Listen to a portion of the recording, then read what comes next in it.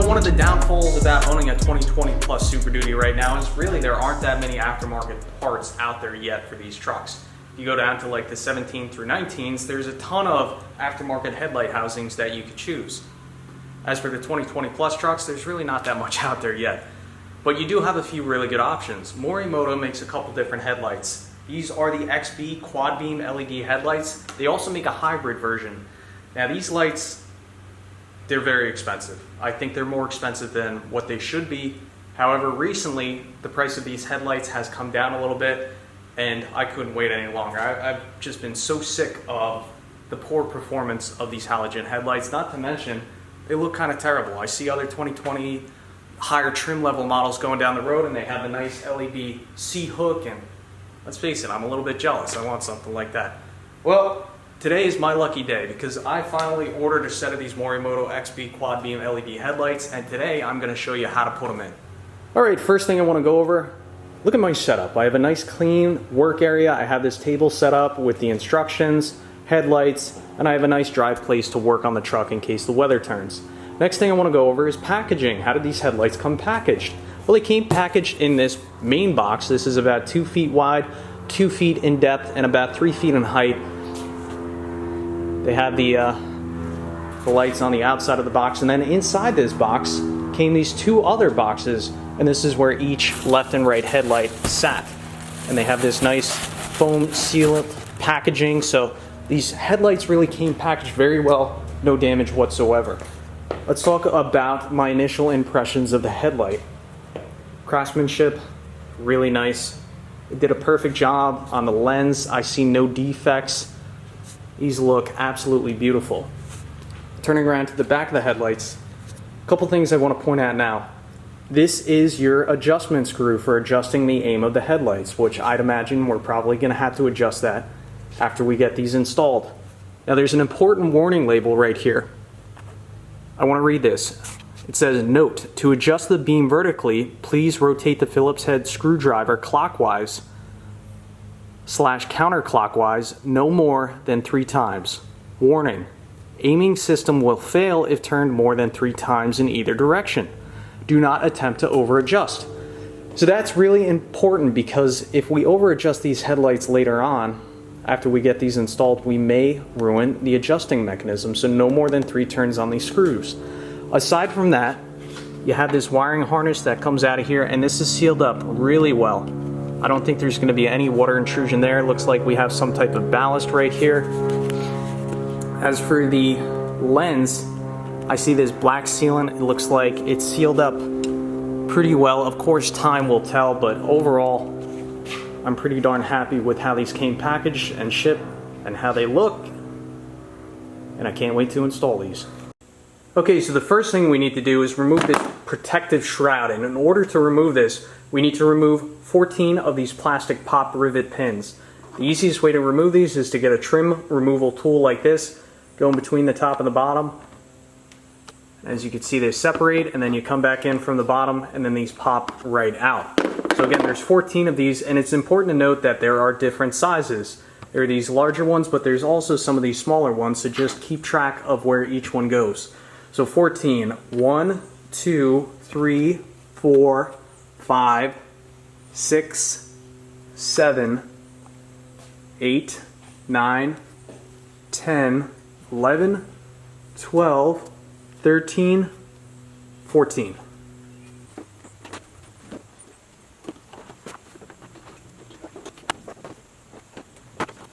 Alright, now that we have all 14 clips removed, we can go ahead and remove the shroud. Now we need to remove the front grille, and the first thing we're going to remove is 6 10mm bolts on the top of the grille.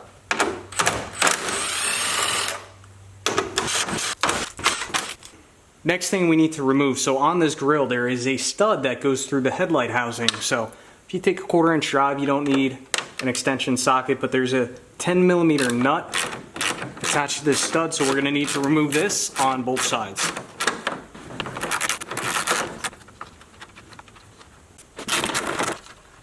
Next thing we need to do is remove a 10mm bolt underneath this plastic cover on either side of the grill, and you can locate this plastic cover by finding your headlight going to the lower inner corner of the housing. Now, in order to pop this cover off, this is going to be a little bit tricky, so I have some plastic pry tools. What we're going to do is we're going to try and make a purchase in here and pry the cover off this way. Well, that worked out, huh? Let's try the other side. Yeah, I'm having a real hard time making a purchase on this. Trying not to use anything metallic because I don't want to scratch this. I have a little pick. I'm going to try and get in here, and I'm still having a hard time. That's working a little bit. Yeah, you're going to have to use a pick or something of that sort. Which I don't think I really did any damage here. See, like with a pick, I could sneak underneath this and continue to pull it out. Yeah, and now it pops out. So I think a pick, 45-degree pick, is gonna have to be the tool for this job. Anyway, that's what the cover looks like. 10mm fasteners hiding in this hole.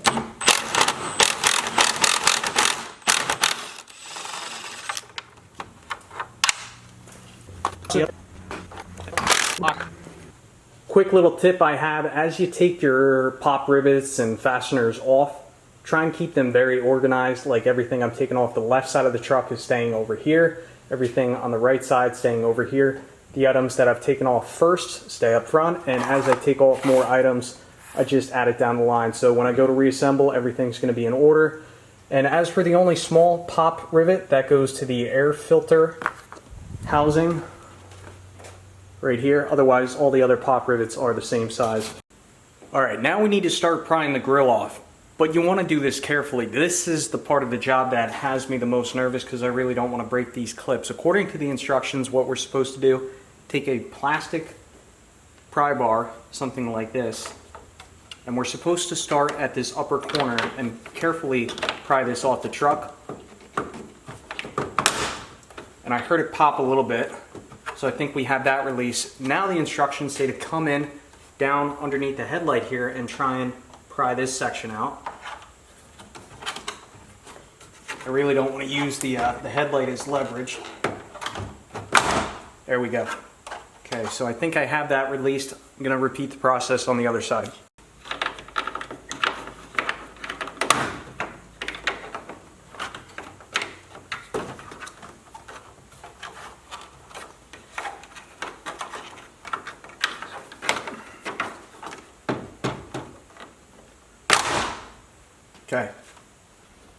Okay, so we're almost there. Now there are 4 metal clips on the bottom side of this grill that we need to remove.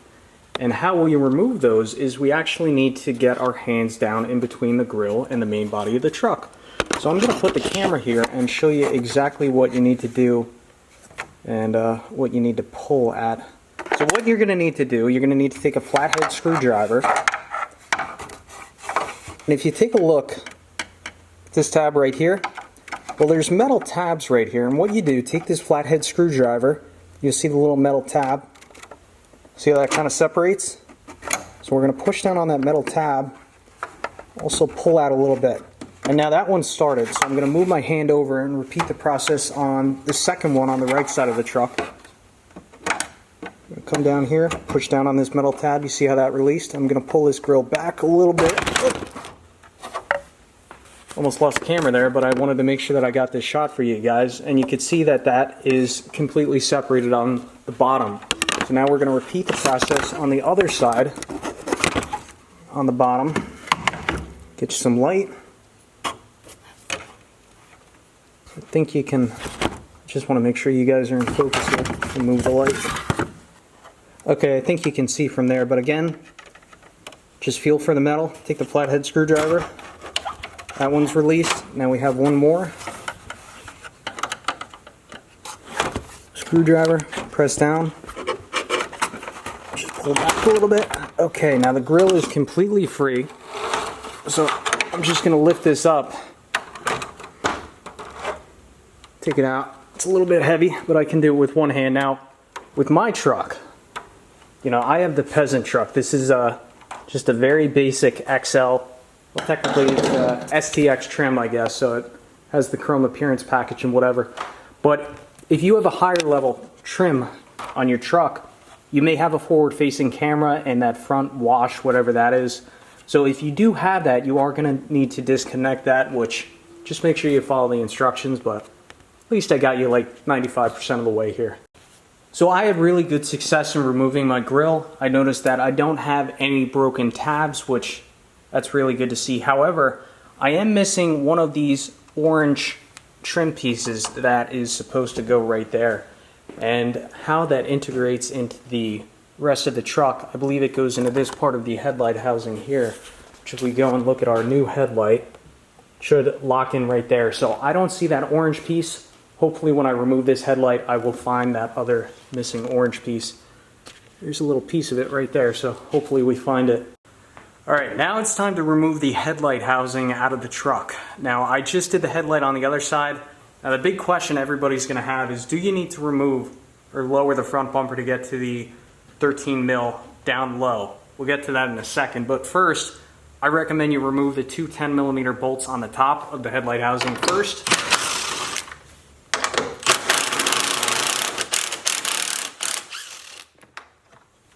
And these are the same size. I'm going to put these off to the side. Another important thing that we need to do while we're up top, and you need to pay attention to this clip while you're taking the headlight housing out, but there's a little clip, so just lift that. Well, it's locking back into place, but this is going to become really important in a moment here. So let's talk about this 13 mil down low.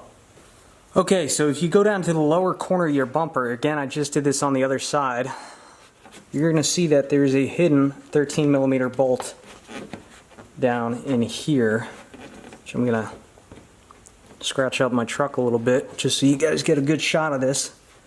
But you can faintly see that there's a 13 millimeter bolt. Now, I personally did not have to remove or drop my bumper.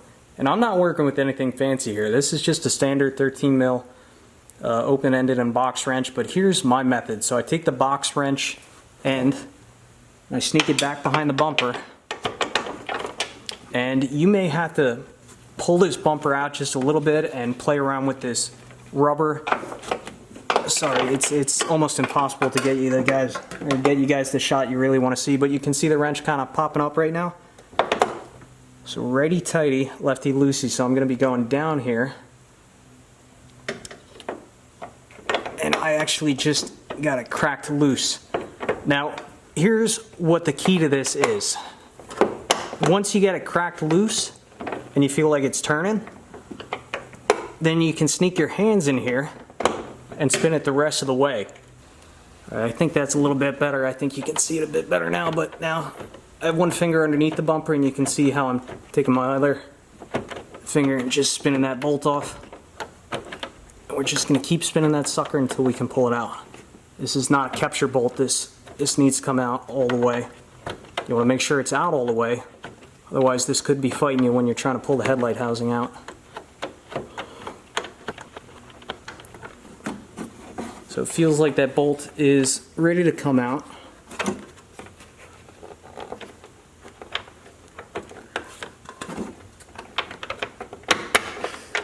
There we go. So it's completely disconnected from the headlight housing. I'm going to leave it right there because I don't believe I'm going to lose it there, but that's how you get that 13 mil out without dropping the bumper. Now putting it back in is probably going to be a pain, but we'll get to that when we get to that. Alright, so now let's proceed with removing this headlight housing. So remember, we have this top release clip. So what we're going to do, we're going to lift up that clip, and then you want to be careful. You don't want to work this light to the side because you want to make sure that this light housing doesn't come in contact with your body.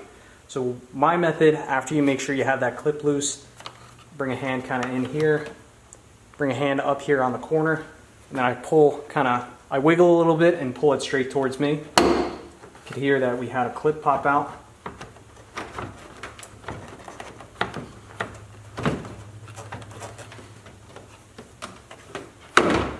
Here's the second one. So I'm pretty confident that this is pretty darn loose now.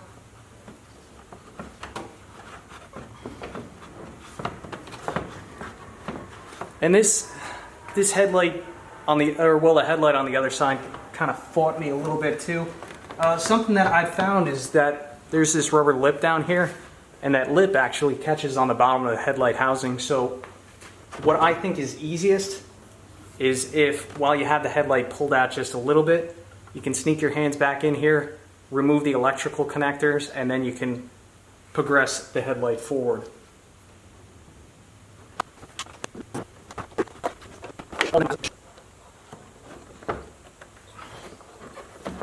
See, like we're fighting with this rubber a little bit, but we got her. There it is. All right, there's the orange clip I was missing, so I'm going to go ahead and put that back on the grill. Really happy I found that. I want to talk about a struggle I had with removing this plug from the headlight housing. So this one is for, I guess, the upper light socket, and then similar connector for the lower socket. You can identify the higher socket plug because it has gray tape around it. That's the same on both sides. But the problem I was having, there's this push down release tab, right? And I was pushing on that with all my might, and I could not get that to go down. So all I had to do, I took an offset pair of needle nose pliers, put some pressure down on that release tab, and that got that connector, or got that release mechanism down, and then I was able to pull the connector right off. So that's a struggle you may run into. Offset needle nose pliers, that'll fix it. All right, now we're at the point of this install where we have to add this additional wire. And according to the instructions, they want you to use this fuse tap, and they want you to tap in a fuse number 16 inside the engine bay. I'm not going to be doing that. Absolutely not going to be doing that, and for a few reasons. So first, let's talk about what number 16 is. So if we go in our owner's manual and look at 16, it's a 10 amp fuse, and that is the powertrain control module and transmission control module. That sounds like a pretty darn important fuse that I don't want to mess with. You know, you have a fuse tap in here. This thing is sticking above where the normal fuse would be. Not to mention, you know, who knows if it's going to have some awkward strain on it. And additionally, you're going to have to run this wire in between the protective water-resistant cap on top of the fuse box and the fuse box body itself. Now, I've seen some other guys online make modifications to this box. I'm not doing that. I am absolutely not doing that. I think this is a really poor way to go about doing this. Now, for me, fortunately, I have the diesel, and I'm going to show you what I discovered and what I think you should use. I'm not sure if this is going to be possible on the gas trucks, the 6.2 and the 7.3 gas trucks, but you may have that option if you have the pre-wiring for a PTO system. So, what I did, I went in the engine bay here, and I had a helper help me out. And what I did, I took my handy-dandy power probe, and I probed into fuse number 16, right? Which I think that's 16. So I determined that that fuse only comes on when the key is turned on. So it's just a run start. It's only powered up when you turn the key on, right? It's a run start power source. It does not come on when you turn the headlights on or the clearance lights on. No integration with the headlight controls whatsoever. It just provides power to that wire when you turn the key on. So, on my truck, again, I have the diesel, and I have pre-wiring for a PTO system. Now, this is the upfitter switch box. And what I did is I lifted up this pay attention to know these wires, these are for future accessories, but I lifted up the upfitter box by pressing down on these two tabs, and underneath the upfitter box, sorry, I got a little bit of a shaky hand, but this is good information, you'll find all these wires. Now, there's more than just the 6 wires for the upfitter switches. If you pay attention to this label right here, you have a brown wire, right? Brown, and that is a run start out.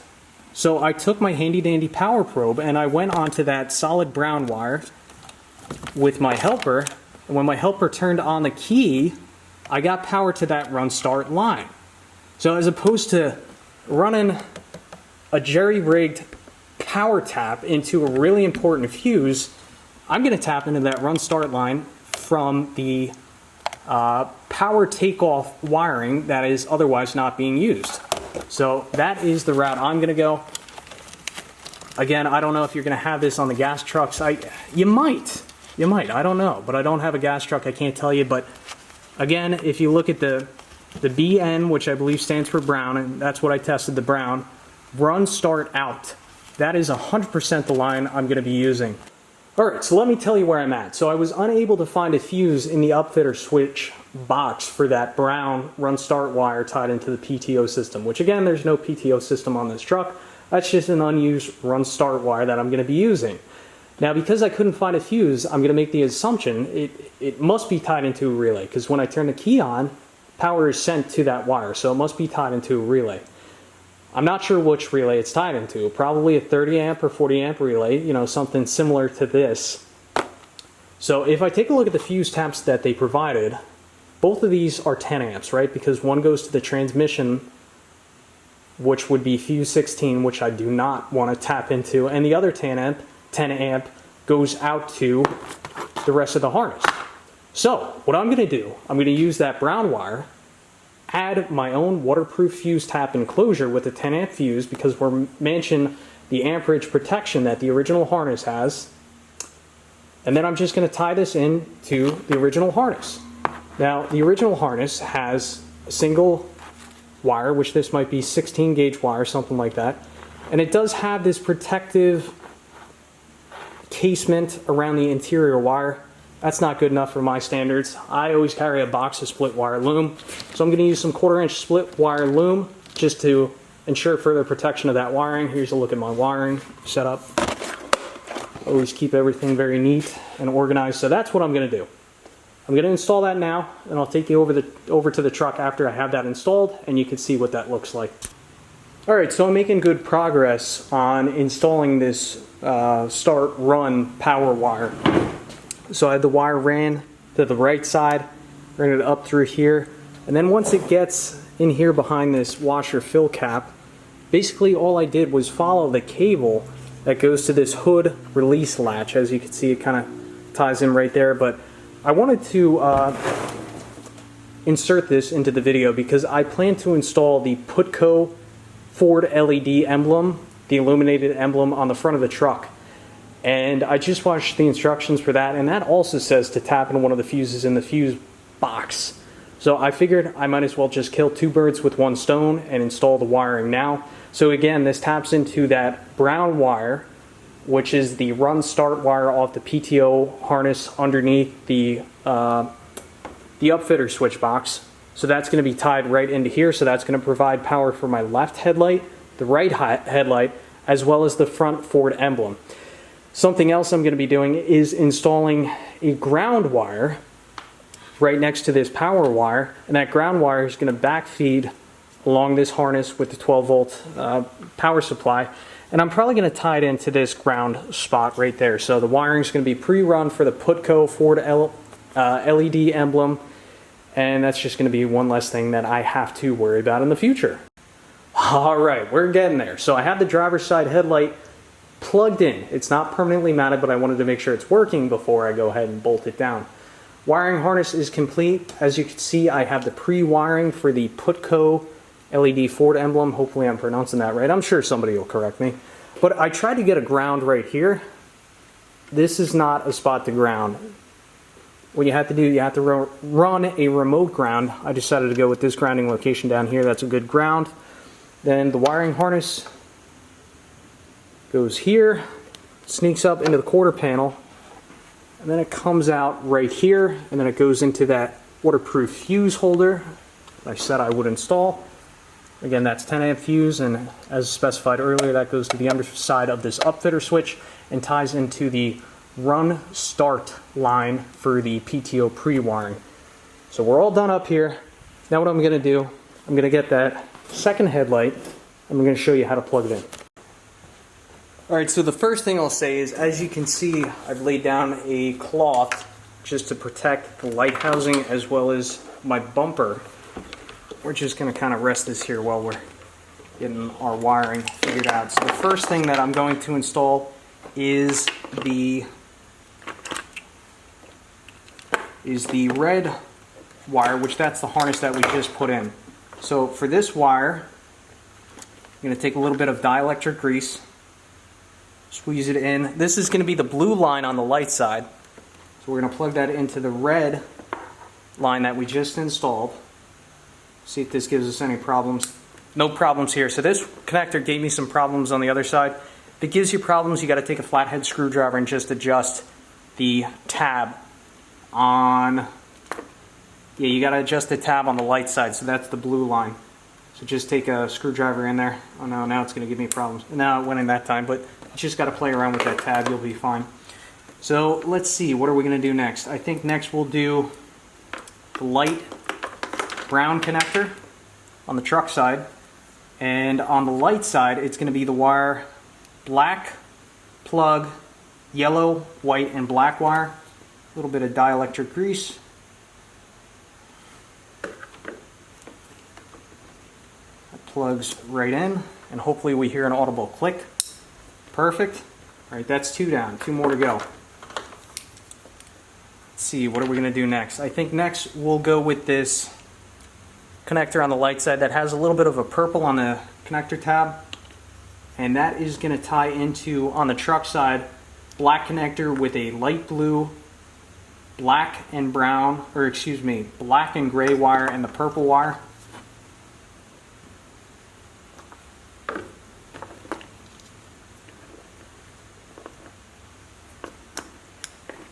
Very faint click, but I did hear the click. And finally, on the light side, black wire and a gray wire. On the truck side, it's a black and gray and light blue and gray connector. Plug this in. I heard the click. We're going to stand this up very carefully, making sure we're not damaging any of our wiring. Just going to sneak this in here and make sure that it's not going to fall down. So that would be a very expensive mistake. Okay. All right, moment of truth here. So when I open the doors, something should happen. Oh yeah. Now we're talking.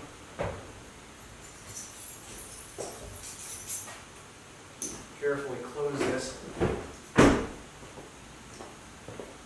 Yeah, buddy. All right, everything appears to be functioning properly. So let's hit the unlock button. Oh my God. These things are so sick. Wow.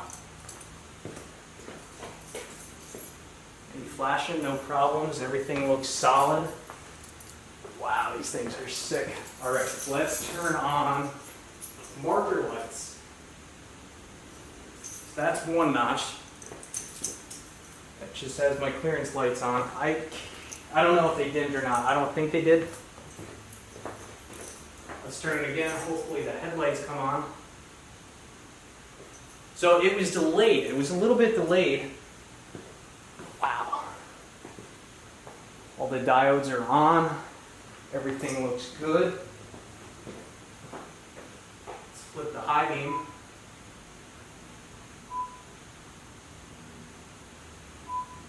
Interesting. I don't know why I'm not getting high beams. See if it makes a difference if I put the key in. Now I'm getting high beams. Interesting. So I wonder if the high beams only activate when you have the run start feature on.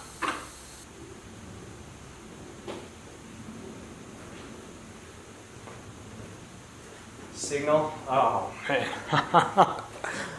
That is badass, I gotta say. Wow. Right signal.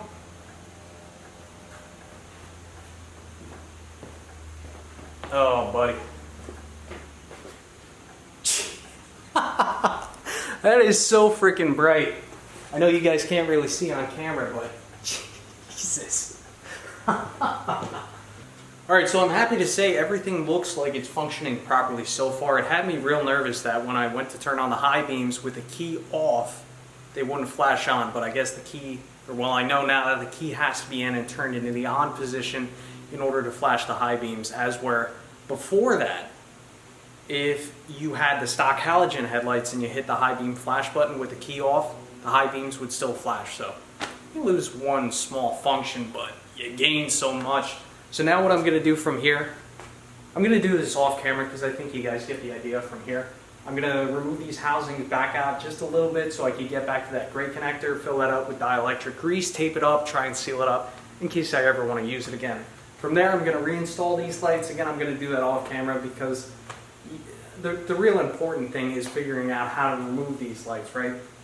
So the key to putting these back in, be very careful not to scratch your quarter panel. And secondly, if you're not going to lower the bumper, start with that 13 mil down there, because that's going to give you the most trouble. And by not having the upper fasteners attached, you're going to be able to manipulate the light housing enough to get your fingers in there and get that fastener going without dropping the bumper. So I'm going to get these reattached and then I'll check back in after I get that complete. Alright, so I just finished up the install. I gotta say the lights look great. There are a few things that I am going to be critical about, which I'm going to go over those in a separate video. I just want to finish up with this install video. So something really important when you're installing these headlights. Remember we talked about this tab earlier? Make sure we're in focus here. But when I first installed this housing, I had this tab forward. Like there's a triangular piece of plastic attached to the truck, and you know you have this rectangular tab attached to the headlight housing. Make sure you pull this all the way forward so that rectangular tab is putting pressure on that triangular tab on the truck side. That's really important. Make sure you do that on both sides. Like that, okay? Reason being, these headlights are actually pre-aimed, so by pulling them all the way forward, you're ensuring that the aim is going to be uniform on both sides of the truck. So I actually took this onto the street a few moments ago, set up 2 pieces of cardboard 25 feet away just to kind of check how the initial alignment was. And I gotta say, I don't think I'm really going to have to adjust these. However, if you do need to adjust these, I am going to show you how to do that in a separate video. For now, I'm going to set the camera up and just go over the light features and some of my initial impressions. So if I hit the unlock button, that's what you get. Hit the lock button. So now I'm going to go inside, start it up.